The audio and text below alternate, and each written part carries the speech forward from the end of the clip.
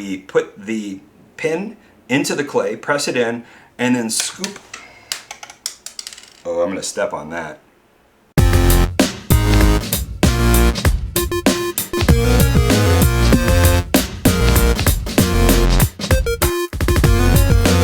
You're watching Popcast, a crowd-sponsored yo-yo show. Huge shout out to John Anderson, Taka from Spin Gear, Dr. Lucky, and the rest of my sponsors over on patreon.com/DocPop. This episode, I'm going to talk about how to make your own yo-yo jewelry like this dope-looking yo-yo pin that I made. I'm going to show you how to make this.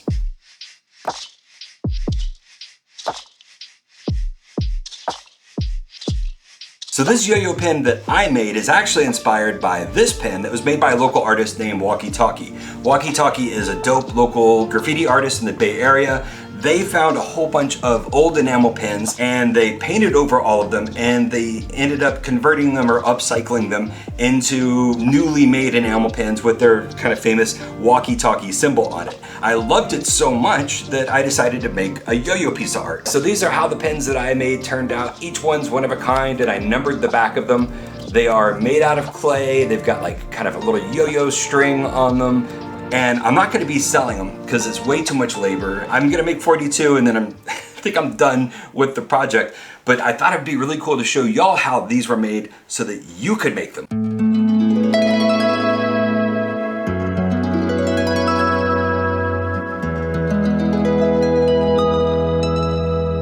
So in order to make these pins, you're gonna need a few things. You're gonna need clay. I'm using an epoxy drying, self-drying clay. You can use green stuff, you can use regular clay that you bake in the oven. You're also gonna need primer and lacquer and paint.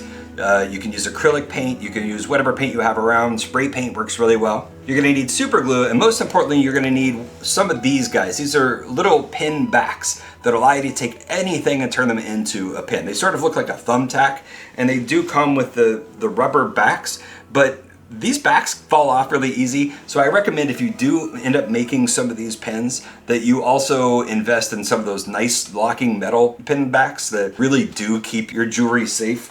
Now, if you're using this epoxy clay, it's a 2-part clay, so you're gonna take an equal part from this part and an equal part from this part. You're basically gonna be making 3 pieces. You're going to make a front half of the yo-yo, that's the half that's gonna be facing away from you, and that's the half you want to look really nice. You're gonna end up painting a symbol on it or something like that. And then you're also going to have string behind that front piece, and then you're going to have a back half that no one's really going to see, so just try to get the back half to look very consistent. The first thing you're gonna be doing is mixing your clay together. On the parchment paper, I put the clay down, and I like to use a little cookie roller to kind of get things flat and really mixed together. And once you think things are really mixed together, just grab a whole bunch of little pieces of clay, try to get them very consistent shape, and just smush them into balls. Try to get them as spherical as you can. Make sure there aren't any creases that are showing. You want to try to get these as smooth as possible. You can use your finger and just kind of press, and you're gonna flatten them into your little cookie shapes. I wanted to kind of have like a little indentation. Modern yo-yos aren't necessarily flat on the outside.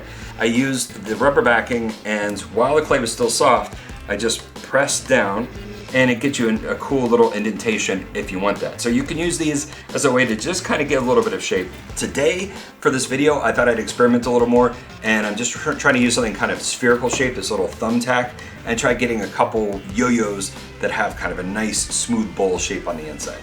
So once you've made all the shells that you want, now's the time to start making your strings. And you can do that by making little tiny wormy dealies. Just kind of get them as thin as you can.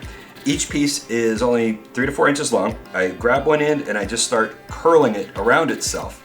I leave a little bit hanging, and I take a little bit of that and I create a little finger loop. A twisty spiral going out, it dips down, and then I make one more big spiral with a hoop. I want you to take half of those yo-yo backs, and I want you to attach a pin back to them.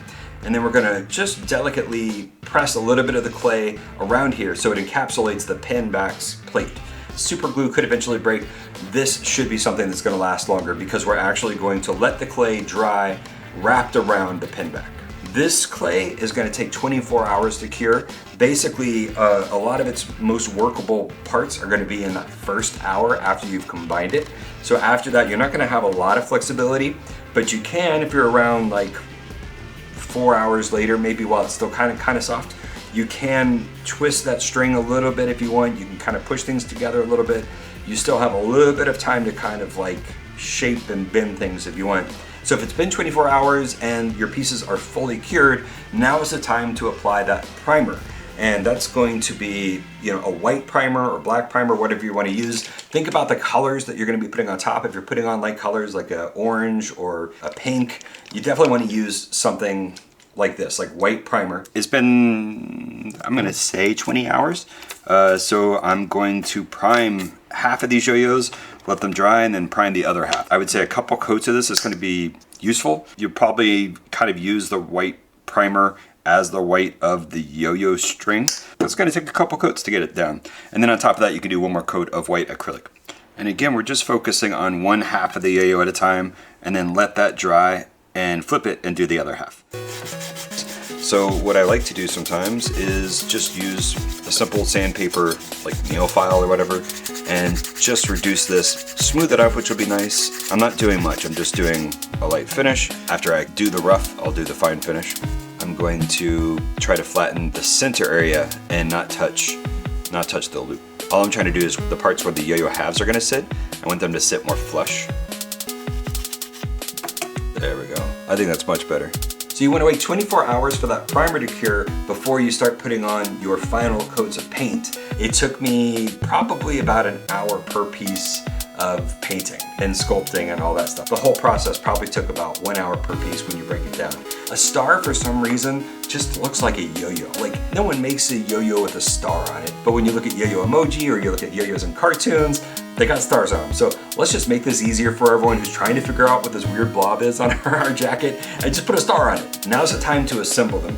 And you can use super glue for this. The clay itself should kind of stick together, but if you want to make sure you get a really good sticky connection, you can use super glue now. What you're going to be doing is taking the front half of the yo-yo, putting a tiny dab of super glue on there. What I like to do is actually put super glue on the table and then use a little piece of toothpick or something to kind of scoop up what I need and put it on top.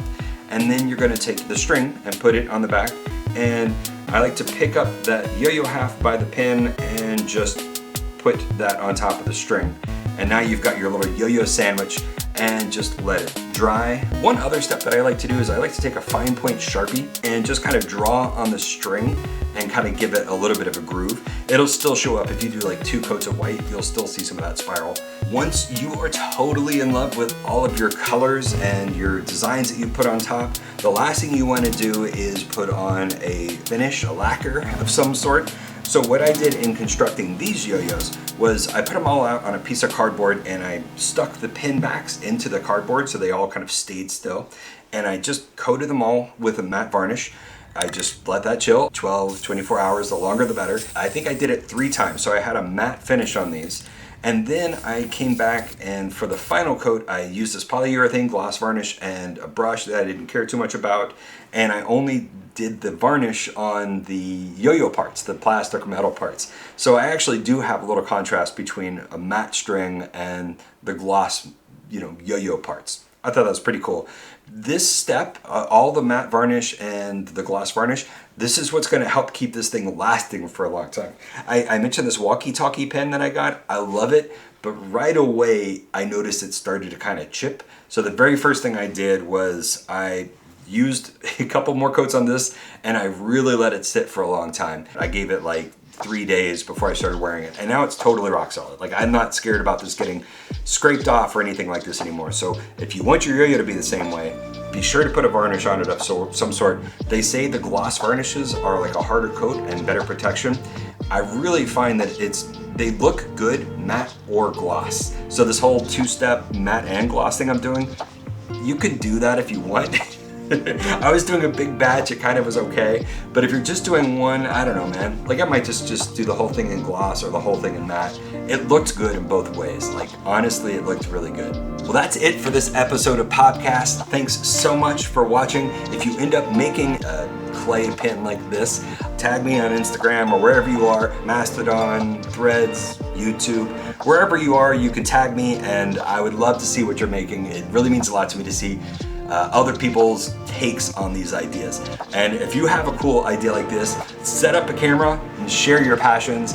help teach people about the cool things that you're making. It's a great time to share our passions and hobbies with other people, and it's a great time to be making art. So if you've never sculpted before, this is an awesome chance to just kind of try making something that you can, if you like it, you can carry it with you everywhere. There's not many other pieces of art that you can wear everywhere you go. Thanks so much for watching. Again, I'd love it if you tag me in some way so I can see the pieces you make, and most importantly, have fun.